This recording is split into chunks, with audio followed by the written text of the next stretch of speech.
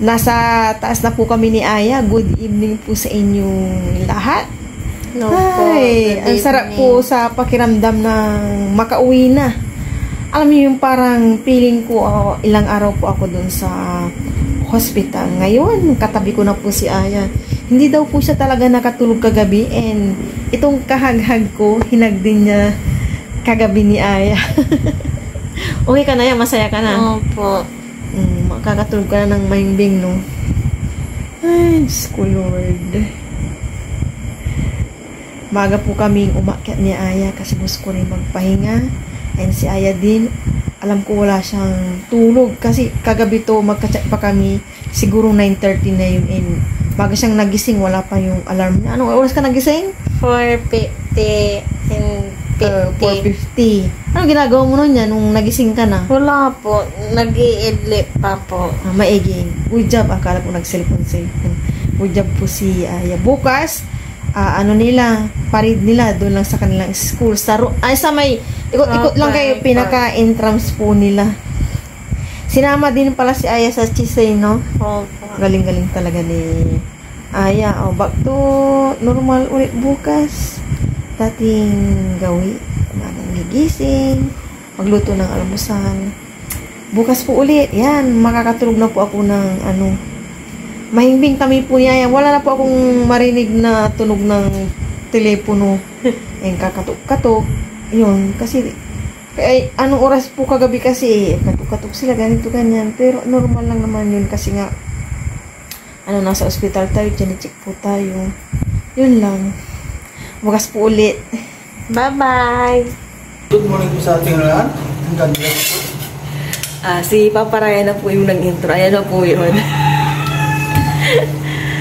Nadatnan ko na po siya dito sa babang bising-busy. And may leftover po kaming kanin. Kaya nagpapalugaw po si Papa Ryan sa akin. Kami ni Aya. Naglalugaw po siya. Lugaw, malumakas si Mama Ryan. Bagay, malakas na pala si Mama Ryan. Ito po yun. Biglang kumulot, nilagay na po yung kanin. Wala po itong mga lahok. Ano lang to, bawang, sibuyas, paminta, salt, and syempre yung luya. And ito, maglalaga po siya ng egg. Dahil may binabad ako kahapon, may labad. Ikaw, alam mo ikaw, ayaw wala sa paglalaba. Ikaw na. Ayan po, mamaya. Sabayan niyo po akong kape-kape. Siyempre, ang aga-aga, kaya kape-kape muna tayo. 5:20 po ng umaga. Ulan po. Ano yung bagyong pangalan? Mirasol. Mirasol, may bagyo po pala. Hindi na namin... Kapatid ni Marquez. Oo nga, si Sulso. Hindi na namin kasi tinapos ni yung balita. Nag-off na kami. Maga kami umakyat. Siguro mga 7:10. Mga 7:35 siguro. Yan. Tulog na kami ni Aya. Kapon po kasi, nagbabad ako ng mga undies tsaka yung mga white ni Aya. Yun lang naman tsaka yung mga sando ni Aya. Kagabi lang po kasi ako nanood ng mga mga bawal, mga ganito ganyan. Hindi ko naman po alam. Parang kapon kasi yung feeling ko ang lakas-lakas ko. Dahil po palang bawal. Kaya babe muna tayo ngayon. Hindi kasi maiwasan no? Bilang isang ina. Akala ko nga tulog pa si Papa Ryan. Yung pala nandito na sa baba. And balak ko din naman maglaga lang ng egg.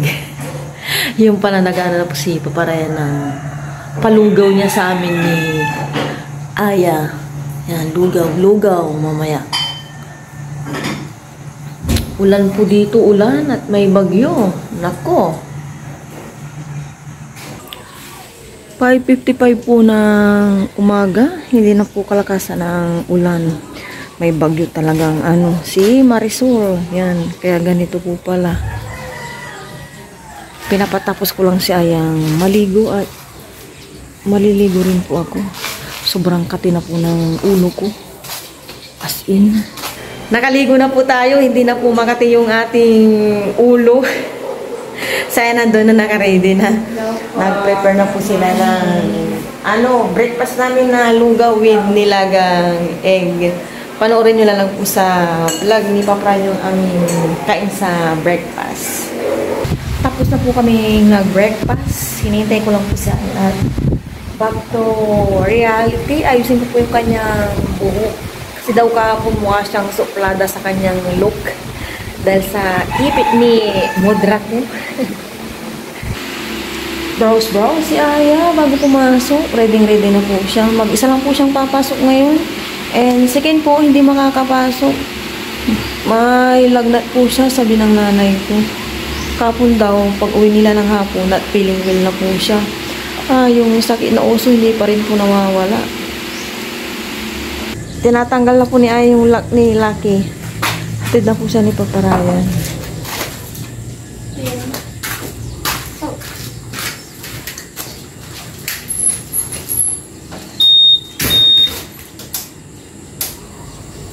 Ready? Entrance. Magpasok ka na para hindi ka maabutan ng malakas na ambon.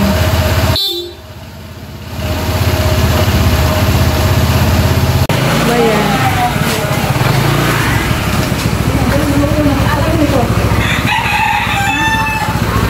Dito na kumakaroon.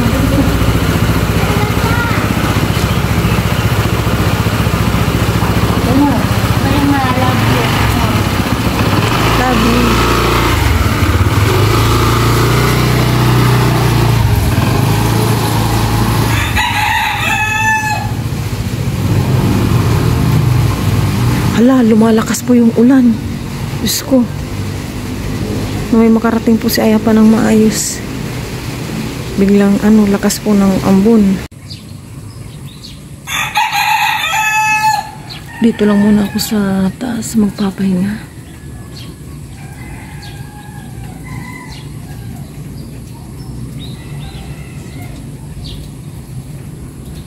Nakaka-refresh po talaga kapag tumitingin sa mga color green no?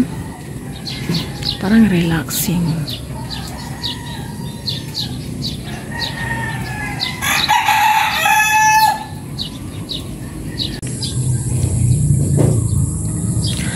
Dito lang po ako sa taas nagpapahinga. Thank you po sa mga concern nyo. Late ko na pong nalaman. Hindi rin ako nagbasa-basa sa Google. Sobrang late ko nang nalaman na pag ganito po pala, mas daig pang nanganak. Diyos ko Lord, huwag man po sana akong mabinat. Yan yung kanina ko pang dinadasal kasi kahapon sobrang nagkamali ako. Nag-hotbath pa ako kahapon after kong nagkape at nagbiskwit.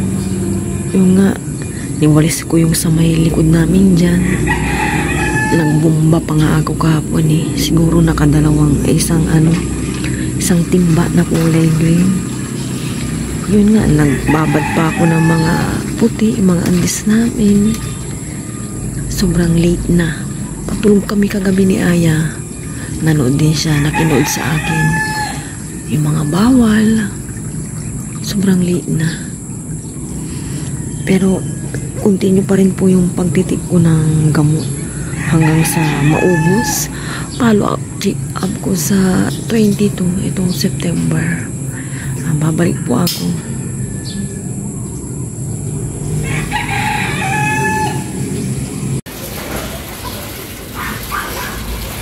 Nagbabalaw na po si Papa Ryan. Umakyat siya kanina nakita yung mga decolor binaba niya. Yung sa may basket na red. Kasi yung binabad ko kahapon yung dinagdag ko mga tapete. Taka yung mga puti-puti pa yan. Mga decolor talaga. Sinipare ko, sabi ko magpapalaba na lang.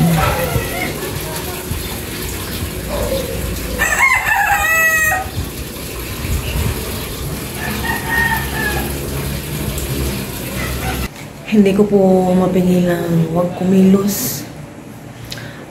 Hindi pa rin tapos si Papa Ryan naglaba. Hindi pa nga siya nakapag-sampay. Nagbabalaw na po siya. Nagluluto po siya ng nilagang pork and nagsaing po ako. Nagsaing lang naman ako. And bumaba na ako. Siguro dito muna ako sa baba para hindi po ako akyat baba ng akyat baba hanggang makauwi siya. Babaan ko siya ng kanyang pangbihis pagka-uwi niya. Nagiining na yung aking sinaing. Parang hindi ko kayang hindi kumilos at gumawa dito sa mga gawaing bahay. Ngayon may experience na po ni Papa Ryan yung paglalaba. Lalo na po sa mga puti. Yan. Siguro experience niya na. Hi. Nakauwi na po si Aya. Maga po silang pinag-out at pinagbihis ko muna. Pinapahangin namin kung damiin niya at magre-read pa rin daw sila mamaya. Hindi po natuloy yung intrams nila kaninang parade. Mamaya na lang daw hapon matutuloy. May pasok po sila. Huwag ka na kayang pumasok yan. Papasok ako. Magpapot. Kung magpaulan na. Pangin ka lang. Hintayin lang natin si Papa. Nagsasampay pa po si Papa. Nag-spin na po siya.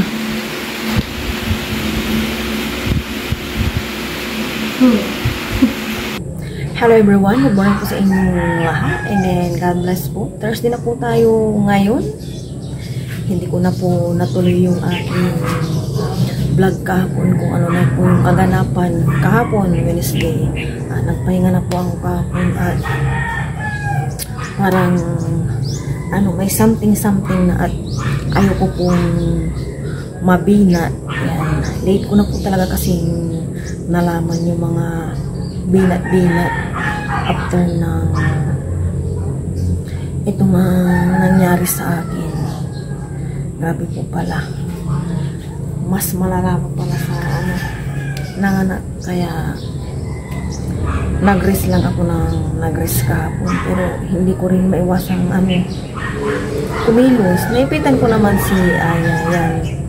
Siya naman yung pinakilos-kulis ko dito. Napupunas sa mga ibang gawain ng bahay. Kaya naman ni Aya and si Papa Ryan, siya na po yung gumawa ng mga gawain bahay. Ginabi po nga po siyang natapos paglalaba yung mga decolor. After niya nag-edit, mga 5 tinapos niya. Mga nananakim kumain kagabi ng dinner. Yan. Nagda-dryer siya. Spin pala. 6:45 and then after namin kumain, nagugas na po si Aya ng pinagkainan namin dalawa kasi pinauna na kami ni Papa Ryan para makainom na ako ng gamot and after niya nagugas ang pinggan, tinulungan niya si Papa Ryan magsampay. Silang mag-ama yung nagsampay. May nagsuggest sa akin na sa gabi matutulog ako. Nasa may pitan ko, lagyan ko ng unan. Tinry ko po yung kagabi. Huwag ko kung tama yung paglalagay ko or mali lang ako, no. Wala pang 1 minute, sabi ko kay Aya, hindi ako makahinga nung nilagay ko sa may pitan ko. Kaya, hindi ko na tinuloy. Nakamidyas na po ako kahapon after kong maligo kasi talagang nagpanik na ako nung nalaman ng nanay ko naligo ako. Kasi yung pagdating namin dito ng Tuesday, talagang nag-wash ako. Nag-wash na ako talaga. Kasi wala akong kamalay-malay. Nakita nyo naman sa aking vlog, itong last na vlog ko na dito sa may likod na bulis pa ako talaga. Wala akong kamalay-malay. Lakas ko pa siguro kasi gawa ng may anesthesia pa. And then, chinat ako ng friend ko. Yung dati kong, ginatang ko nagkita kami sa bayan, si Tina. Thank you, Tin, sa paalala mo sa akin. Yun, nagpanik na ako. Nung nabasa ko ng madaling araw at ayun na. Tapos, nag-search na ako sa Google kung ano yung mga bawal kainin, inumin, mga ganito, ganyan. Mga bawal gawin. And then, yung nakita ko na namin kung nakaliguan na kung Diyos ko. Nagalit. Bakit daw ako naligo? Wala din kasi akong kaalam-alam. So, ang ginawa ko, sa nanay ko, may ano dyan, may oil. Nagpapahid ako ng oil sa mga paa. Sabi ko, bago naman ako naligo, nag-hot water ako and nagkape. And then, pagkatapos na akong nabanyusan ng nanay ko, nagpakuha ko ng medyas kay Aya, hindi ko muna siya naipitan. And nag-medyas na nga ako. Tapos nag-sweater, yan. Binalot ko na yung sarili ko. Ginonport ko na yung sarili ko. Nung nalaman ko po yung mga, bawal-bawal. Grabe po pala ang ganito. Kala ko, wala lang, normal lang kasi Tuesday. Inaumagahan noon, ang lakas ko na parang nakalakad nga ako. Ina-expect ko nga kasi sabi ng iba parang nanganak daw pag ganitong sitwasyon. So, parang aliksi ko. Yung ganun. Siguro gawa pa na doon pa yung anesthesia. Kaya, hindi ko alam na bawal maligo. Sa ngayon po, Thursday, hindi na po tayo naligo. Lang ng maligam-gam. Kagabi din, sabi po, maligam-gam na hindi sa mukha ko. Kanina naghilamos po ako maligam-gam. Yung kaya ko yung init na panghilamos. And then, panghugas ko din maligam-gam. Hindi ako naghatba na palit-palit lang ang damit and sa baba, alam niyo na, yun lang, palit-palit and nakamedyas ako. Kagabi nga natanggal ko kasi tinanggal ko. Parang alibarbaran ako tapos makatilim pa ako sabi ko. Then ngayon binalik ko ulit mga 4 AM na binalik ko ulit na mag-medyas yun. Nagpanik ako kahapon talaga. Sabi ko, nakaramdam ako ng yung parang sa may kabilang dito ko part. Teka sabi ko parang mag-ano na tong ulo ko. Tapos yung mata ko ganun. Kaya talagang lang ko kahapon. Nagpahinga. Tagal nga ng tulog ko ng hapon 1:30 ako nag-start nakatulog. And mga 2:55 na ako nagising ng hapon. Bumaba na ako hanggang sa may tela si Aya. Maga din kaming natulog ni Aya kagabi. Papahinga naman ako and continuous pa rin yung aking gamot. Ano pala sa ngayon parang itong nagsasalita ako sa may tiyan ko, parang may umaano-ano pa. Siguro gawa ng yung sa may mattress ko kaya ganito po siya.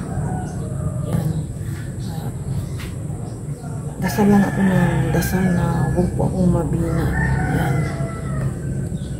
Hindi mga mga bawal na pagka hindi ko siya kinakain. Mga lang po, utay lang yung kain ko pero maya-maya magutom ako.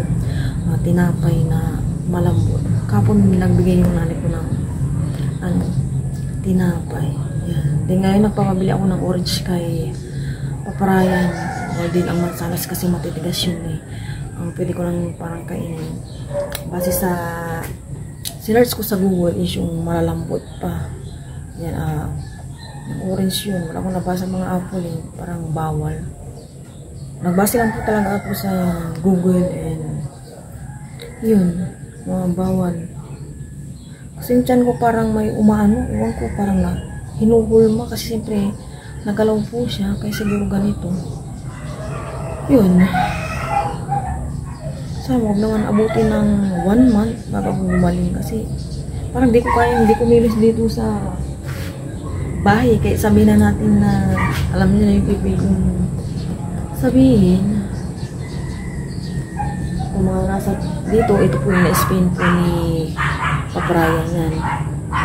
Nauna yung na-spin ka po na nagpatulog sa akin mga white, mga iris, yung dugay mga kapito yung mga and may bagyo pa po, dalawa pa daw na bagyo kaya mag-ingat po tayong lahat. Ngayon wala naman ng kulang dito sa aming lugar. Kulin mo yun siya. Pero may lumaliwalas ang kapaligiran.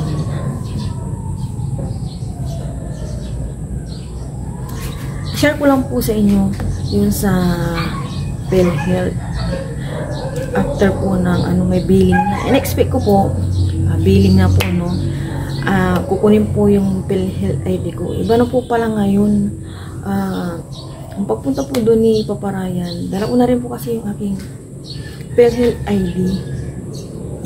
Hindi na pala kailangan ng PhilHealth ID din, na parang na-trace nila agad or ano ba yung tamang term ito. Nalaman nila agad na member ako ng PhilHealth, and then fully paid na. Nung ano, pinulipid ko na August, first week ata yun, nagpulipid na ako ng ano, ng PhilHealth from July to ano binayaran ko, December, January, March, April, June. Tama, July to December yung ano ko, binayaran ko na. Iba na ngayon, hindi kagaya dati yung una ko pang, yung dati ko pang ginamit na ano kay Aya, nagharap sila ng MDR form ata. Yun ngayon, kahit hindi na ipakita yung ID, alam na nila. Tinanong ko nga si Paparay kung hinanap pa yung ID ko, hindi na. Maganda na po yung ano ng PhilHealth ngayon, hindi na kailangan ng ID at saka MDR. Yun. Ay, hindi, yung last ko palang gamit din na PhilHealth, sa nag-biopsy ako last year, October. Pero, doon, sa Villaflor, hinanapan po ako ng ID. Dito, yung sa San Carlos, sa Blessed, hindi na. Tama, hindi. Sa Bliss lang. Hinanap yung ID ko, yung ano ko, yung nga, yung pinaka PhilHealth number ko. Siguro nga kasi binayopsy ako. Hindi ako nakumpay kaya ganun yung sa may ano, Villaflor. And yan naman sa Bliss, sa San Carlos, ano, hindi na ako hinanapan. Nag-iba na mukhang maganda na yung PhilHealth para sa akin na.